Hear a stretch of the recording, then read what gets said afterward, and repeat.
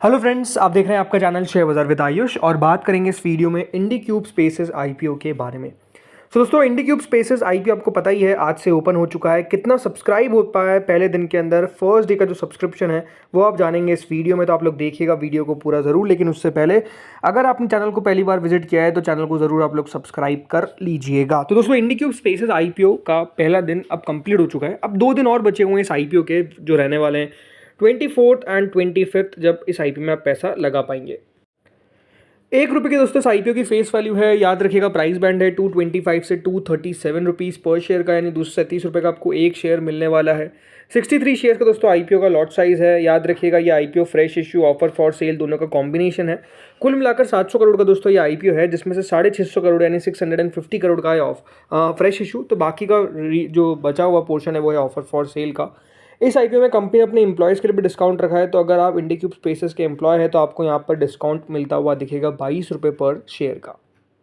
इस ऐप में दोस्तों रिटेल एप्लीकेशन जो है वो याद रखिएगा 14,931 रुपीज़ की लगेगी। एक लॉट में 63 शेयर्स है। रिटेल में आप मैक्सिमम 13 लॉट तक अप्लाई कर सकते हैं, जिसमें 1,94,000 रुपीज़ आपको पे करने पड़ेंगे। बट हमेशा एक बात ध्यान रखिए, अगर आईपीओ ओवर सब्सक्राइब हो जाता है तो सिर्फ आप सिंगल लॉट लगाएं, बिकॉज अलॉटमेंट आपको सिर्फ एक ही लॉट का मिलेगा। अगर आप 13 लॉट भी लगा देंगे तो बेटर है कि एक ही लॉट का लगाएं। ज़्यादा शेयर्स चाहिए, ज़्यादा लॉट के लिए आपको अप्लाई करना है तो करिए फॉर स्मॉल एचएनआई, जिसमें मिनिमम में 14 लॉट्स के लिए आपको अप्लाई करना पड़ेगा। 2,09,000 रुपये लगेंगे। स्मॉल एचएनआई मैक्स में 66 स्लॉट्स के लिए आपको अप्लाई करना पड़ेगा 9,85,000, यानी मैक्सिमम याद रखिएगा स्मॉल एचएनआई में आप इतना लगा सकते हैं। इससे भी अलग कैटेगरी में तो फिर बिग एचएनआई होगा, जहाँ पर आपको मिनिमम 67 लॉट्स के लिए अप्लाई करना पड़ेगा विथ 10 लाख रुपीज़। अब सब्सक्रिप्शन जानने से पहले दोस्तों ये समझते हैं कि कितना कितना हर एक कैटेगरी को आईपीओ ऑफर किया गया है। तो कल दोस्तों कंपनी ने 314 करोड़ रुपीज़ रेस करे फ्रॉम द एंकर इन्वेस्टर्स। याद रखिएगा एंकर को 30.98% इशू दिया गया।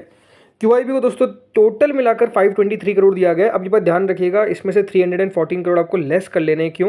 बिकॉज 314 करोड़ याद रखिएगा इसमें से एंकर्स को चले जाते हैं, तो जो बचा हुआ पोर्शन है फिर क्यूआईबी के पास जाता है। एचएनआई कैटेगरी को दिया गया करीबन 104 करोड़ के शेयर्स, राइट, जिसमें बिग एचएनआई को 69.85 तो स्मॉल एचएनआई को 34.93।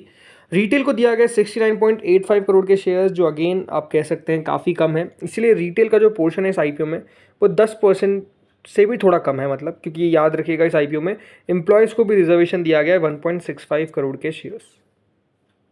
तो चलिए अब आ जाते हैं सब्सक्रिप्शन पे। कितना सब्सक्राइब हो पाए पहले दिन के अंदर दोस्तों। जो क्यूआईबी कैटेगरी थी वो आप कह सकते हैं कुछ ज़्यादा इंटरेस्ट दिखाती हुई नहीं दिखी। 6% क्यूआईबी कैटेगरी सब्सक्राइब होती है, यानी 88 लाख शेयर के सामने सब्सक्रिप्शन आता है for only 5,45,000 share, which is only 12.935 crore. यानी ओवरऑल एक बात तो क्लियर है कि दोस्तों पहले दिन के अंदर क्यूआईबी का पैसा नहीं आता हुआ दिखा। और कह सकते हैं कि देखिए ये कोई बहुत ज़्यादा नई बात भी नहीं है कि क्यूआईबी ने नहीं लगाया पहले दिन, तो ये अपने आप में बहुत खराब बात हो गई। क्यूआईबी आपको पता है लगाते हैं ऑन द लास्ट डे, सो पहले दिन अगर नहीं भी अप्लाई करते हैं तो it's not a very big thing, right. इसके बाद दोस्तों आती है नॉन इंस्टीट्यूशनल बायर्स यानी एचएनआई वाली कैटेगरी। 83% दोस्तों एचएनआई पोर्शन सब्सक्राइब होने में कामयाब हो गया पहले दिन। 44 लाख शेयर्स के सामने करीबन 36 लाख शेयर्स के लिए पैसा आया। बट ओवरऑल अगर आप मनी वाइज देखेंगे तो कितना है, ओनली 86.567 करोड़। तो ओवरऑल पैसा तो आपको सिर्फ 86 करोड़ रुपये आता हुआ दिख रहा है, राइट। इतना कोई खास बात नहीं है।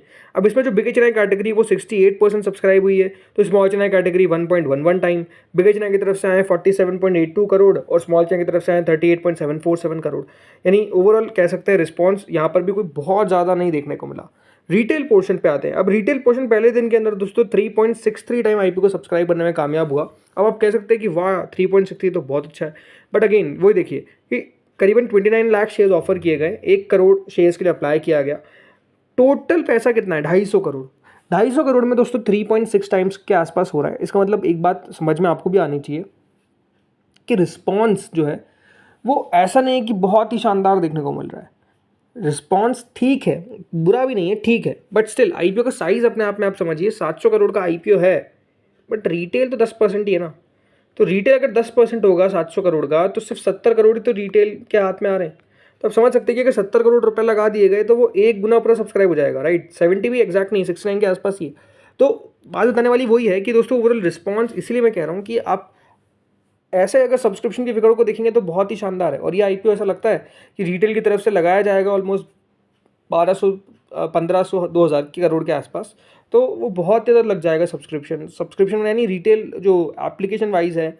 ऐसा मुश्किल लगता है अलॉटमेंट आना इसमें, बट ओवरऑल बात वही है कि इस आईपीओ में ऐसा भी नहीं है कि बहुत ही तगड़ा रिस्पॉन्स आने वाला है कि रिटेल 5-6 हज़ार करोड़ रुपये लगाएगा, ऐसा नहीं है। 2000 करोड़ के नीचे नीचे लगाएगा, ऐसा मुझे लगता है। एम्प्लॉय कैटेगरी 3 गुना सब्सक्राइब हो गई। अब एम्प्लॉय को दिया ही कितना गया है, राइट, 5 करोड़ में, याद रखिएगा, ओवरऑल 3 गुना हो चुकी है। टोटल मिलाकर 93% आईपीओ सब्सक्राइब होने में कामयाब हुआ। नहीं, पहले दिन पूरा नहीं भर पाया बट ऑलमोस्ट पूरा भर गया, ये हम साफ कह सकते हैं। सो अब सवाल ये आता है कि मतलब इस आईपीओ में क्या करना चाहिए, राइट, पैसा बनेगा नहीं बनेगा, ये अपने आप में एक बड़ा क्वेश्चन है। इंडिक्यूब स्पेसेस के बारे में अगर हम थोड़ी सी चर्चा करते तो कंपनी, ये बात ध्यान रखिएगा, जो बिजनेस है वो है मैनेज वर्क स्पेस सॉल्यूशंस का। अभी दोस्तों आपने आईपीओ देखा था स्मार्ट वर्क्स कोवर्किंग का, उससे पहले कंपनी आई थी ऑफिस AWFIS, अब आ रही है दोस्तों इंडिक्यूब। इसके बाद हो सकता है कि बहुत ही जल्द आप वी वर्क का भी नाम सुने। तो इस इंडस्ट्री की कंपनीज जो है उनमें लिस्टिंग की होड़ मची हुई है, और इंडिक्यूब भी याद रखिएगा उसी बिजनेस से आपको आता हुआ नजर आता है। कंपनी बताती कि इनके पास ऑलमोस्ट 115 सेंटर्स है, उसमें से 105 ऑपरेशनल है, 8.4 मिलियन स्क्वायर फीट के आसपास का कंपनी का याद रखिएगा जो ओवरऑल सिटिंग कैपेसिटी है, मतलब जो टोटल AUM आता है। फिर उसके बाद याद रखिएगा ओवरऑल जो सिटिंग कैपेसिटी है वो 1,86,719 सीट्स के आसपास है। तो इस तरीके से मतलब कंपनी का याद रखिएगा मेजर जो अभी जगह है जहाँ पे कंपनी आपको मिल जाती है वो बैंगलोर है, मतलब वहाँ पे कंपनी अपने आप में सबसे बड़े प्लेयर्स में से एक है। और कंपनी ने ये कहा है कि हाँ आगे कंपनी अपने आप को और बड़ा करती हुई नज़र आएगी और यहाँ पर अपने आप को ऐड करती हुई नज़र आएगी, जो ओवरऑल सेटिंग स्पेस है उसको बढ़ाती हुई दिखेगी। बट इशू क्या है, इशू ये है कि वैल्यूएशंस कंपनी ने जगह नहीं छोड़ी। मतलब याद रखिएगा कि जो वैल्यूएशंस कंपनी के आते हुए देखने को मिले, पहली बात तो एक घाटे में ये कंपनी है, लॉस मेकिंग कंपनी है। दूसरी बात, वैल्यूएशंस कंपनी ने ऐसे रखी कि निवेशकों के लिए जगह ही नहीं बची। प्रॉब्लम यही तो है कि देखिए वैल्यूएशंस बहुत ज़्यादा कंपनी सोचती है कि नहीं हमको ऊपर रखने हैं, आपको पैसा भी उठाना है बाज़ार से और लोगों को पैसा बनाने भी नहीं देना, ये भी अपने आप में एक सवाल ही बनता है। तो कंपनी ने अपना आईपीओ अगर देखा जाए जो रखा है, इसके हिसाब से अपसाइड बचती नहीं है, मतलब बचती नहीं है, ये साफ आपको मैं कह रहा हूँ। कंपनी ने याद रखिएगा कि जो आईपीओ था उसको उन वैल्यूएशन पे लेकर आए जो दूसरे प्लेयर्स है like office and smart works, right, वो भी इस वैल्यूएशन पे ट्रेड नहीं कर रहे हैं जो कंपनी मांगने की बात कर रही।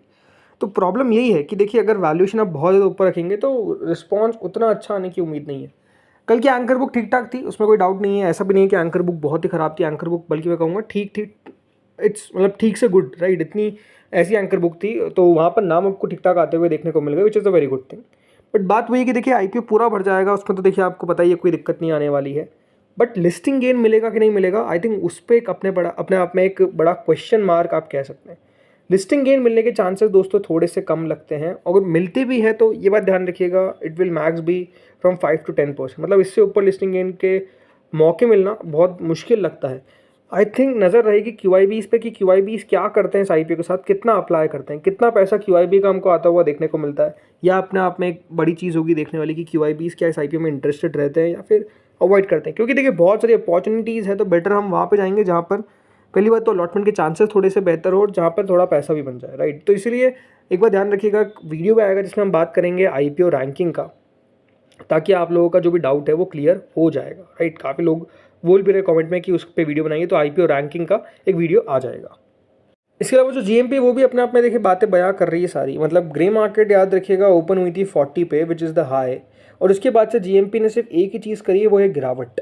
40 से 32 पे आई, 32 से 23 पे आई, और आज दोस्तों आईपीओ जब खुला है तो इट्स इन 14 रुपीज़, मतलब ऐसा लगता है कि कल तक सिंगल डिजिट में भी दोस्तों आपको प्रीमियम जो है वो खिसकता हुआ देखने को मिलेगा। वैसे भी देखिए सिंगल डिजिट परसेंटेज में तो गिर चुका है, 5.91% पे आ चुका है, और हो सकता है कि इससे भी नीचे चल जाए अगर रिस्पॉन्स थोड़ा सा कम रहा तो प्रॉब्लम है, राइट। तो बात वही है ना कि वैल्यूएशन का प्रॉब्लम साफ साफ दिख रहा है इस आईपीओ में, वो क्लियर है। तो दोस्तों इस वीडियो में इतना ही था, होपफुली वीडियो बढ़िया लगा होगा, अगर अच्छा लगा तो लाइक करना, चैनल से पहली बार जुड़ो सब्सक्राइब करना। Thank you friends watching this video.